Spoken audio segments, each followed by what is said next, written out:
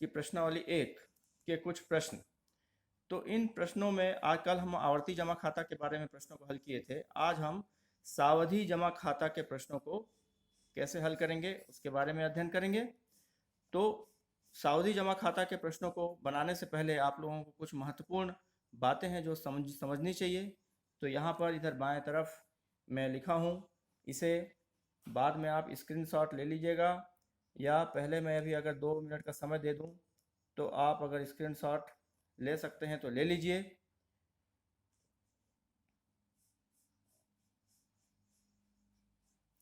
यहाँ पर ये जो ध्यान देने योग्य बातें हैं और ये जो सूत्र है इसको आप नोट कर लीजिए, स्क्रीनशॉट ले लीजिए।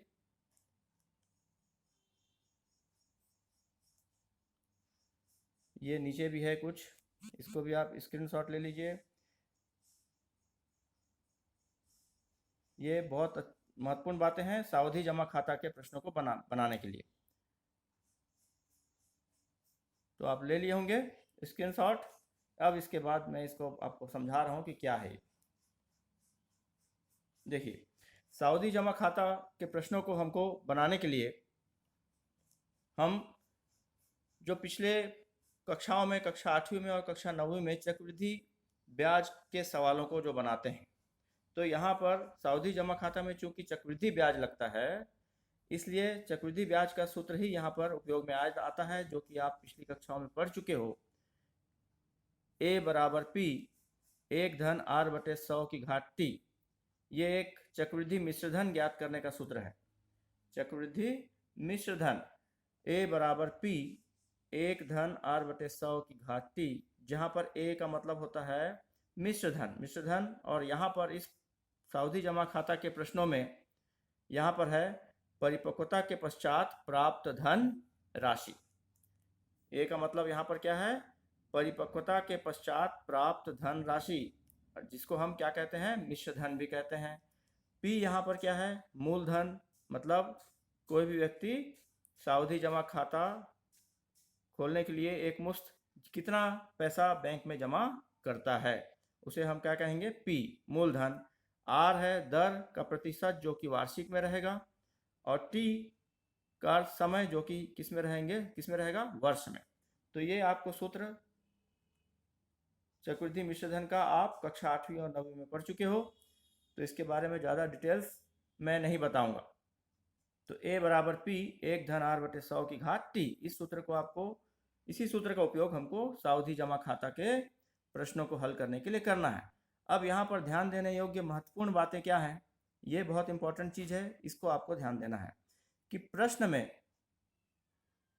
में आपको एक चीज विशेष रूप से ध्यान देना है कि ब्याज की जो गणना है, ब्याज की गणना किस प्रकार की जा रही है। तो ब्याज की गणना आपके प्रश्न के कक्षा 10वीं के हिसाब से ब्याज की गणना 3 प्रकार से की जाएगी। या तो ब्याज की गणना तिमाही की जाएगी, या ब्याज की गणना 6 माही की जाएगी, या ब्याज की गणना वार्षिक की जाएगी। तो 3 प्रकार से गणना होगी, तिमाही, 6 माही या वार्षिक।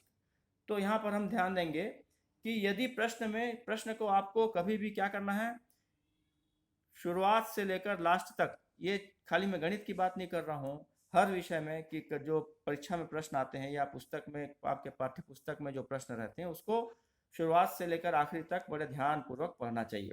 तो आप सावधि जमा खाता के जब प्रश्नों को ध्यान पूर्वक पढ़ोगे तो उसमें कहीं ना कहीं बीच में कहीं ना कहीं इस टाइप का उल्लेख होगा कि ब्याज की गणना तिमाही की जाती है, या लिखा रहेगा कि ब्याज की गणना त्रैमासिक की जाती है, या लिखे रहेगा कि ब्याज की गणना तिमाही संयोजित होती है, या लिखे रहेगा कि ब्याज की गणना त्रैमासिक संयोजित होती है। इसमें से कुछ भी लिखे रहेगा, सबका अर्थ एक ही है। ये पूरे जितने भी वाक्य हैं, इन सब का अर्थ एक ही है, तिमाही, त्रैमासिक की जाती है, गणना की जाती है या संयोजित होती है। तो जब भी ब्याज की गणना तिमाही होगी तो हमें पता है कि एक वर्ष में कुल मिला के 12 माह होते हैं। अगर 12 माह को तिमाही के हिसाब से डिवाइड कर दिया जाए तो कितने बार में 12 माह बनेगा, 3-3 माह को अगर जोड़ेंगे तो 3 माह, 3 माह, 3 माह, 3 माह, 4 बार अगर हम जोड़ेंगे तो 12 माह बनता है। 3 माह धन 3 माह धन 3 माह धन 3 माह। इसका अर्थ, तिमाही का अर्थ कितना हो गया? 12 माह को हम तिमाही में 4 बार, मतलब तिमाही में अगर 4 का गुणा कर दें तो कितना बन जाएगा? पूरा 12 माह अर्थात 1 वर्ष बन जाता है। तो यहाँ पर हमें ध्यान देने की ये बहुत ज़रूरत है कि अगर ब्याज की गणना तिमाही या त्रैमासिक होती है, उस स्थिति में जो भी प्रश्न में समय दिया रहेगा, क्योंकि समय हमको किस में दिया रहेगा? वर्ष के रूप में। तो अगर प्रश्न में वर्ष के रूप में समय दिया है और गणना तिमाही करना है तो समय में 4 का गुणा कर दीजिए और दर में 4 से भाग दे दीजिए। ये बहुत इंपॉर्टेंट चीज़ है भाई। तिमाही गणना अगर प्रश्न बोलता है तो हर बार जब भी तिमाही गणना बोलता है या त्रैमासिक बोलता है तो समय में हमको 4 का गुणा करना है और दर में 4 से भाग देना है। अब 4 का गुणा करना है, क्यों? मैं बता चुका हूँ, क्योंकि एक तिमाही के हिसाब से तिमाही को अगर 4 बार गुणा करेंगे तो 3 चौक क्या हो जाता है? 12। 3 गुणित 4 बराबर 12, मतलब 1 वर्ष। 12 माह का मतलब 1 वर्ष। इसलिए समय में हम किसका गुणा करेंगे? 4 का, एवं दर में किसका भाग देंगे? हम 4 से। इसी प्रकार अगर ब्याज की गणना 6 माही होती है, 6 माही होती है या उसको हम अर्धवार्षिक भी बोलते हैं, तो प्रश्न में अगर कहीं लिखा है कि ब्याज की गणना 6 माही या अर्धवार्षिक होती है या ब्याज की गणना 6 माही या अर्धवार्षिक के रूप में संयोजित होती है, उस स्थिति में फिर से कितने कितने 6 माही मिलकर 1 साल बनेगा? 2 6 माही। 6 महीना को हम 2 बार जोड़ेंगे तो 12 माह बन जाता है। अर्थात हमें समय में किसका गुणा करना पड़ेगा? 2 का, और दर को हमें आधा करना पड़ेगा, मतलब दर में हम 2 से भाग देंगे। तो ये बिल्कुल अपने दिमाग में बैठा लीजिए कि तिमाही गणना है तो समय में 4 से गुणा करना है और दर में 4 से भाग देना है। 6 माही गणना है तो समय में 2 से गुणा करना है और दर में 2 से भाग देना है। और अगर गणना वार्षिक है, यदि ब्याज की गणना वार्षिक की जाती है, ऐसा प्रश्न में लिखा है, या प्रश्न में ब्याज की गणना के लिए कुछ भी स्पष्ट ना लिखा हो, तो हमें उसे वार्षिक गणना ही मानना है। अगर प्रश्न में लिख देता है कि गणना वार्षिक है तो अच्छी बात है, और अगर प्रश्न में कहीं भी तिमाही या छमाही का भी उल्लेख नहीं होता और वार्षिक गणना का भी ऐसा उल्लेख नहीं हो रहा है, तो उस स्थिति में हमें वार्षिक गणना ही उसे समझना है, उसे मानना है। तो उस स्थिति में प्रश्न में जो समय दिया रहेगा और प्रश्न में जो दर दिया रहेगा वो वैसे के वैसे यथावत रहेंगे, उसमें कोई परिवर्तन नहीं करेंगे। तो इतना आप अपने, इसमें महत्वपूर्ण बात है इस सावधि के प्रश्नों को बनाने के लिए। तो इसे आप स्क्रीनशॉट ले लिए होंगे और बाद में अपने कॉपी में इसे नोट कर लिए होंगे। अब हम एक प्रश्न बनाते हैं सावधि जमा खाता का।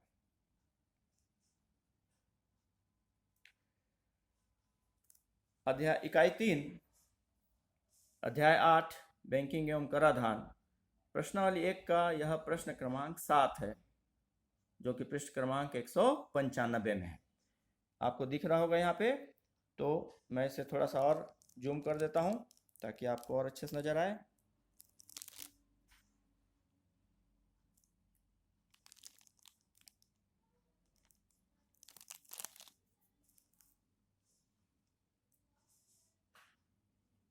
ये अब यहाँ पर हम देख रहे हैं, अब पढ़ेंगे हम इकाई 3 अध्याय 8 बैंकिंग एवं कराधान की प्रश्नावली 1 का प्रश्न क्रमांक 7, जो कि पृष्ठ क्रमांक आपके 195 में है।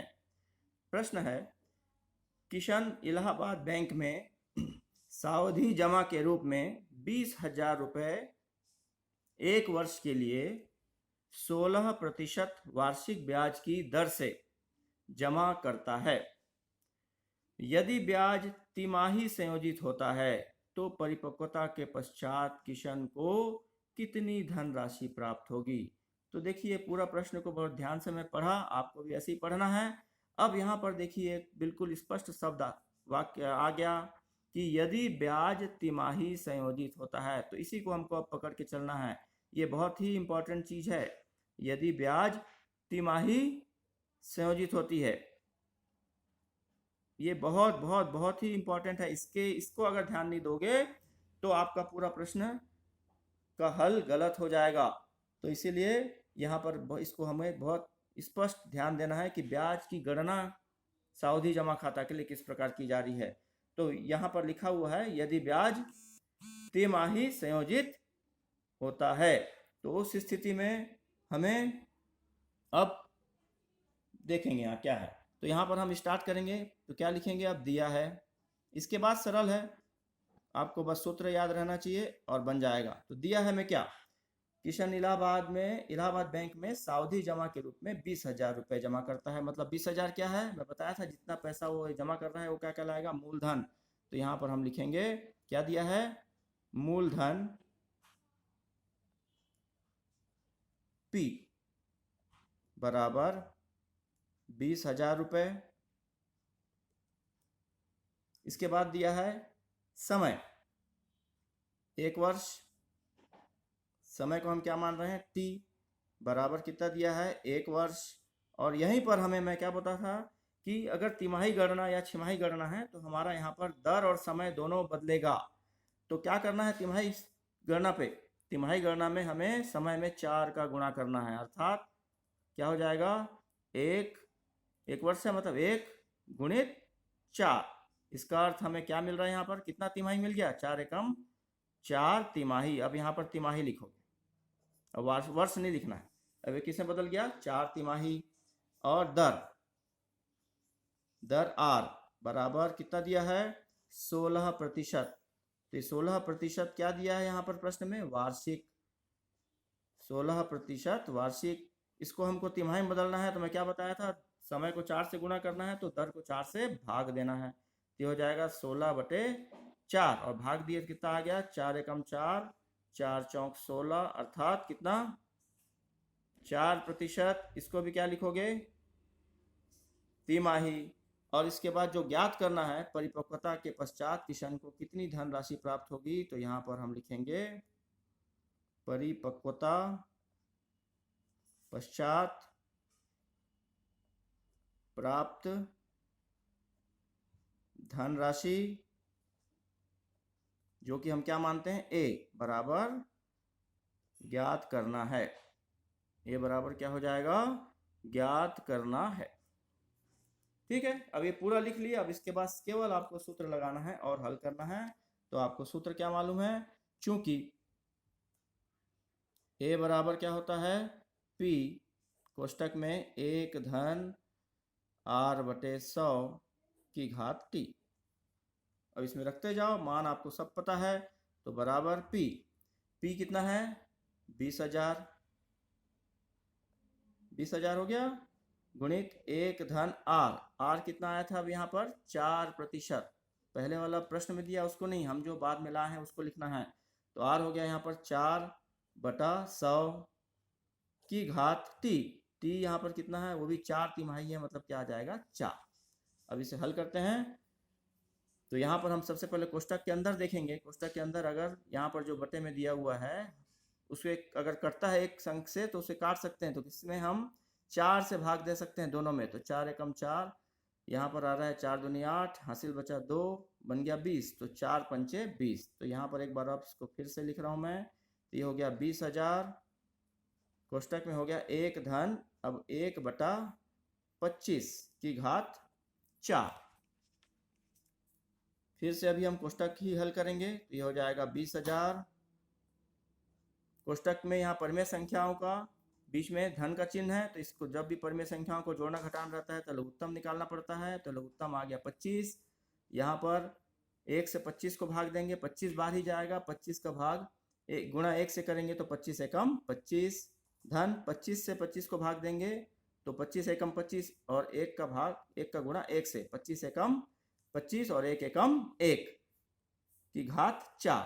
तब देखते हैं यहाँ कितना आ रहा है। तो बराबर हो गया 20,000 गुणित हो गया 25 और 1 26/25 की घात 4। अब यहाँ पर घात 4 को हटाना है। तो घात 4 का अर्थ ये होता है कि आधार का 4 बार गुणा। तो यहाँ पर हम अब थोड़ा सा यहाँ पर क्या करना है, हमको स्पेस दे के थोड़ा दूरी दे के लिखना है, क्योंकि यहाँ पर अब हमको क्या करना है, भाग देना पड़ेगा, काटना पड़ेगा। तो ये हो गया 20,000 गुणित कितने बार गुणा होगा आधार का, 4 बार, क्योंकि घात 4 है।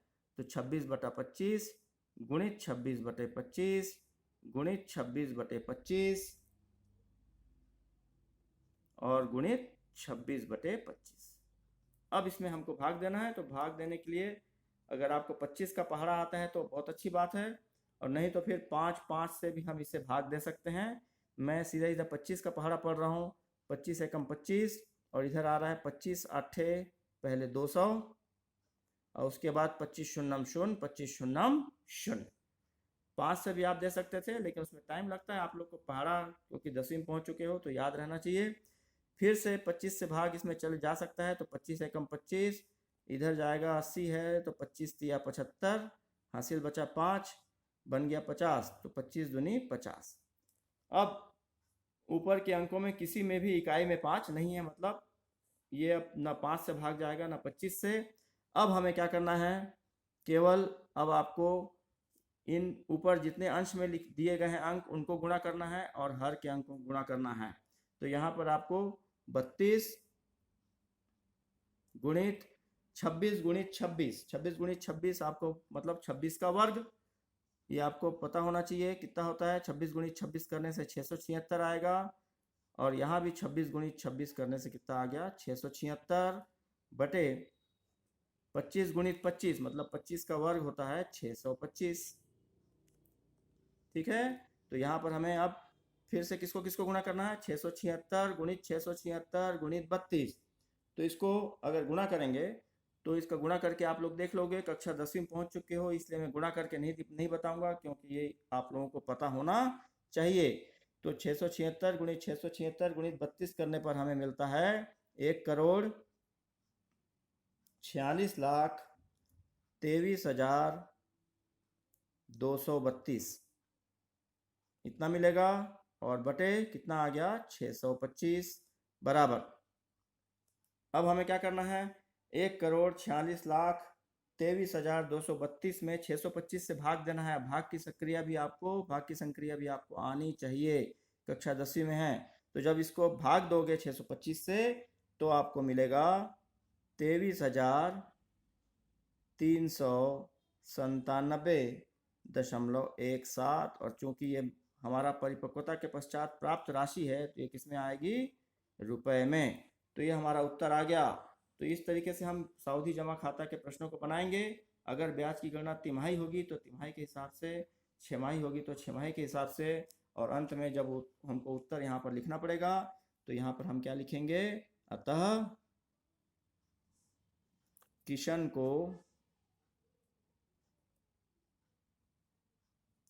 को 1 वर्ष पश्चात 23,397.17 रुपये प्राप्त होंगे। इस तरीके से हमारा ये पूरा प्रश्न हल हो गया।